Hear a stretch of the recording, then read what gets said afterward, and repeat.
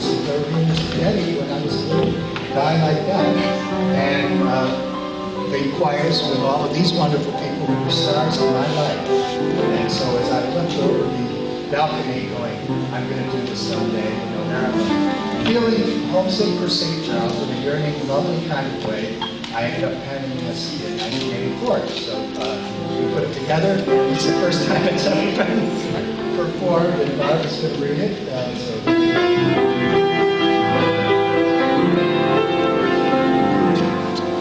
There's a story of a wanderer who sailed the 7 seas, searching for a better place to be.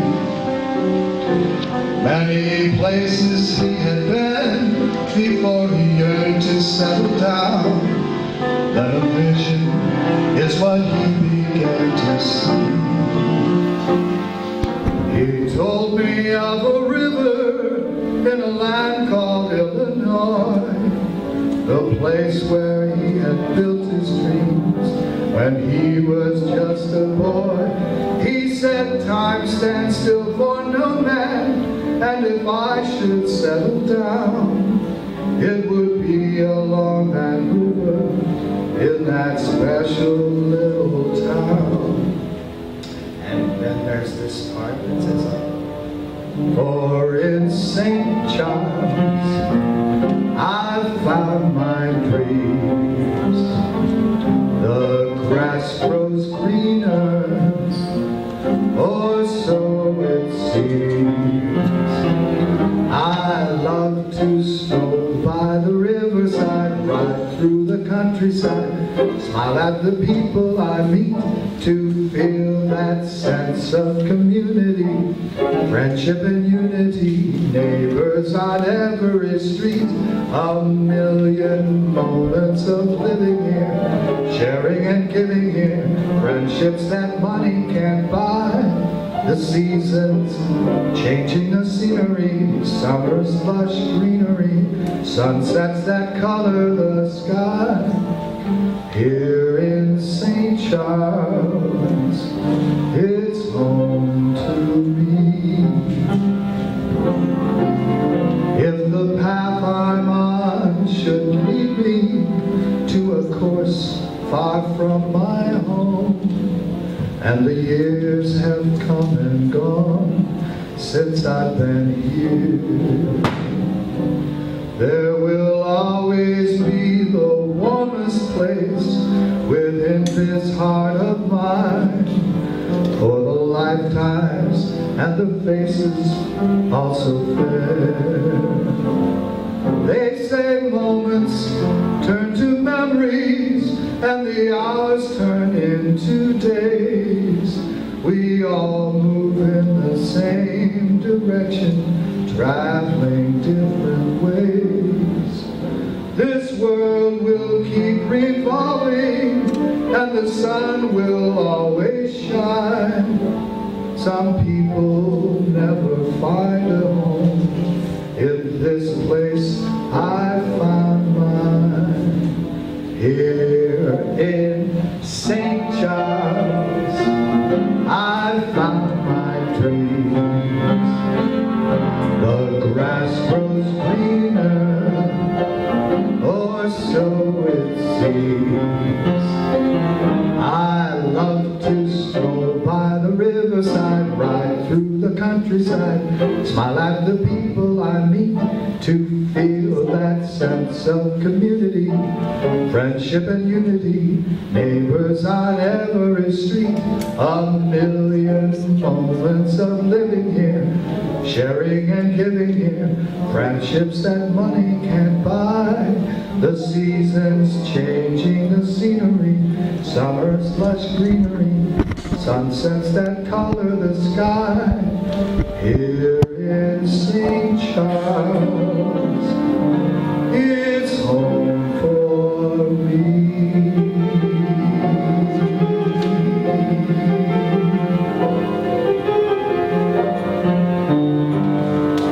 It's home for me.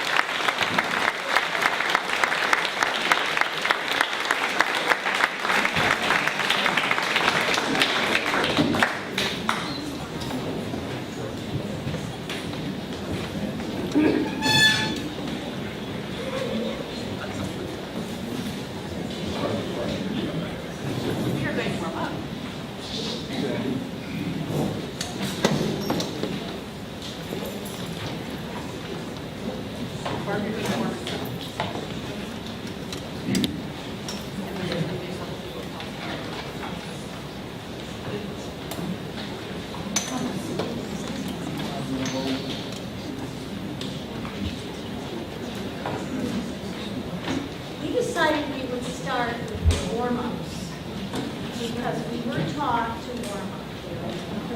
And so let's warm up, everybody. Okay. We're going to just do some stretching.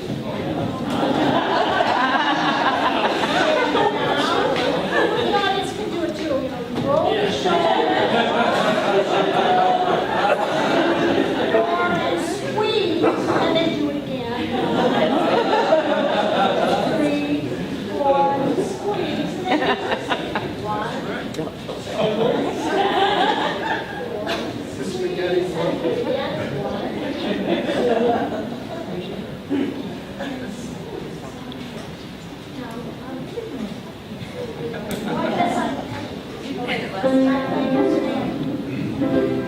Okay, we were going to start with Ma made me mo moo. Ma made me mo moo. Ma made me mo moo. Ma made me mo moo. Ma made me mo moo. Ma made me go to. Ma made me go to.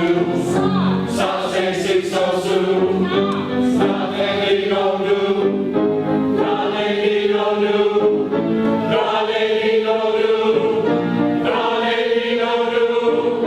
Sa made me go do. Okay, now let's have nice people. You know me. So put your hand here. You know me.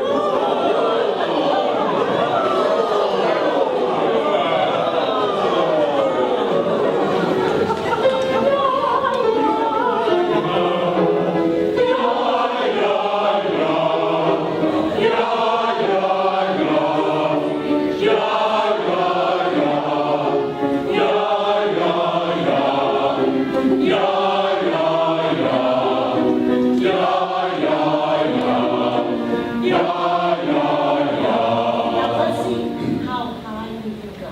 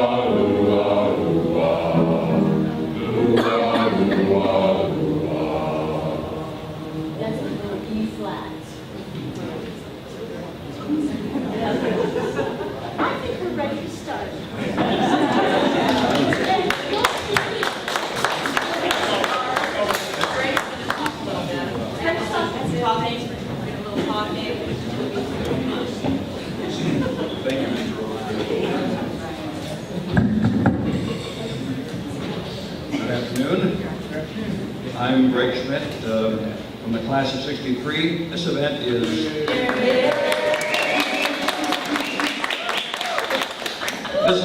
part of the reunion weekend as we celebrate the 50th anniversary of our graduation. We're also joined by members of many other classes who had the privilege of singing Jim Getty.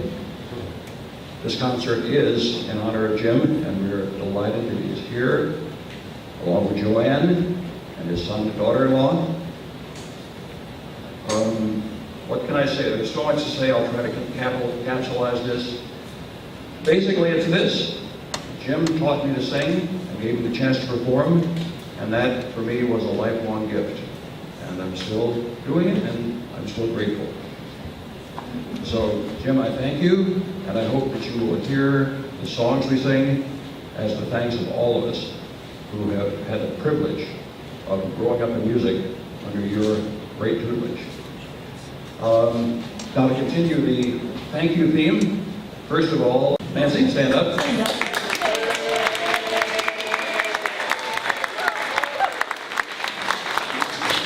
was 99-point-something% responsible for this reunion. She basically did everything, and we are very grateful to her. Yeah.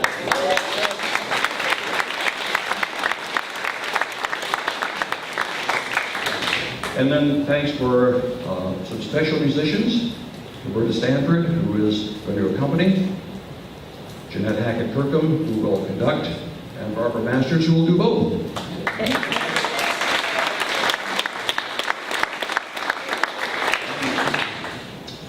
As far as this concert is concerned, the most important thanks to Sandy Rothberg, who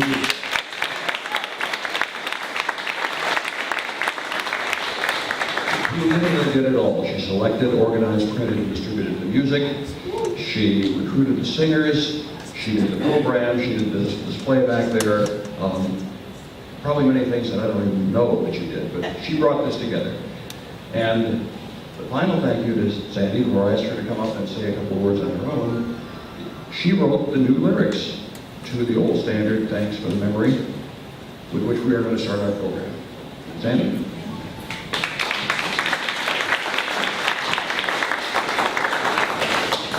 Well, good afternoon. This is a dream come true.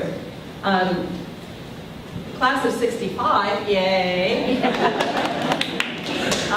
Got together last fall for the first time since our 26th reunion. We weren't organized together to get together at 25th, we had a 26th. And so last year we had a 65 turned 65 class reunion. And one of my dreams for that, I just thought we were inviting faculty, and I thought, oh, I wonder if Jim Getty might be willing to come. And I called him and he said, you know, I'd love to come, but I've got a gig. You know, he does this Abraham Lincoln thing. So, okay, that didn't work out. Well, after that reunion, Sharon Fleming Selleck and Bill Russell, wherever you are, Bill, were in church the next Sunday and chit-chatting about reunions. And Bill, somebody said, Nancy and Sandy need to talk. And so Nancy and I talked, and I said, you know, I had this dream about people singing with Jim Getty and blah, blah, blah. Could we piggyback on your reunion and get everybody? And she said, wow, that's a great idea. You do it. and Greg will do it. We got a team together. So Greg and I worked, and with Barb and Roberta and Jeanette all said yes to doing the nitty-gritty part of playing and conducting. I mean, I can pick things, but you know, that's like talent. We had a team, and Jim said yes right away, and thank you for making my dream come true. I really appreciate it. This is a dream.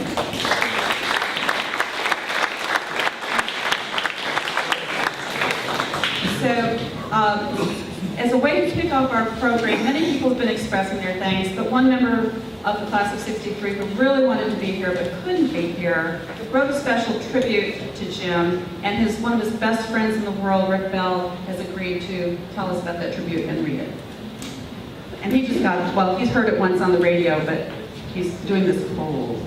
Let's give him a heart attack. Jim, the only problem with this organization is there's just too much drums. I won't tell the story about the saying, the Rhine and the snail must go view. Remember that one too? One of my best friends in the whole world has been for ever since we were in high school is Denny McHugh. Yeah. He lives out in California now. Moved out that way maybe 2 years ago, and he and I probably had at least 6, maybe 8 or 10 doing from the start bands together. Many of them got very far out of the times. But he asked me to pay attention to his radio program because he was going to do a special tribute to Mr. Getty, as we all call him. And he did this last 2 nights ago, Friday night, and I was given by Sandy Rothberg a copy of tribute that he wrote to Jim. And Sandy asked me if I would please read it. It's pretty special from Jim, and also from me as well, I guess. This is what he wrote and read on the radio 2 nights ago. Dear listeners, I'm asking you to indulge me for a moment while I pay tribute to a man that changed my life. This man who gave me the gift of self-worth, a man that gave me the love of music, a man who stood as my teacher in the absence of a father, a man that gave me confidence and direction with his voice and deed. His early work electrified the teaching world with his award-winning vocal groups that have never been equaled, and left a profound shadow that reached hundreds of young hearts and minds and made them enriched. His name is James Getty. And today he is being honored by his students of 50 years or more in the town of St. Charles, Illinois. After leaving teaching, James Getty went on to portray Abraham Lincoln in Gettysburg, Pennsylvania for decades, bringing his talents to thousands of people and made history come alive. Jim Getty has portrayed his Lincoln to such accuracy that even Lincoln's Kentucky accent was replicated to the enjoyment of hundreds of high schools and civic organizations. To me personally, Jim Getty has been the cornerstone of my being. I love Jim Getty.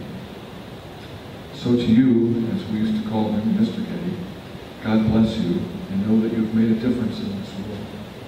We honor you, salute you, and give you our love and appreciation for your life-giving fruits. On this special day, we rejoice your honor. Thank you. Sincerely, with all my heart, Dennis A.Q., Class of 63, Pioneer, California.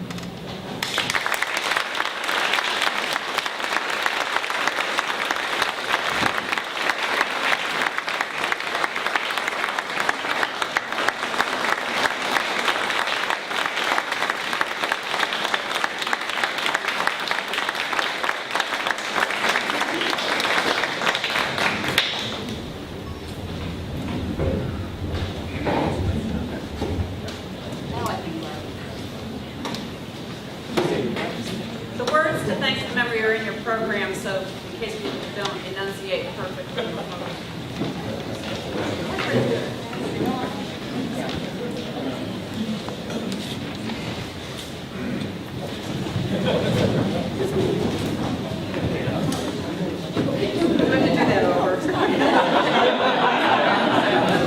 We're too old.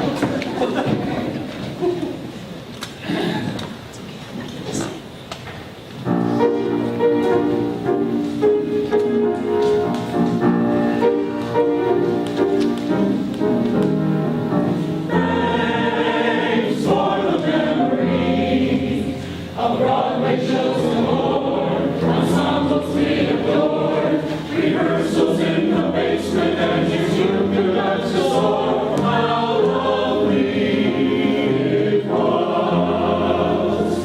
Thanks for the memory of whatever other class. Did I hear too many S's? There were way too many S's in there. We don't need to make that S so prominent.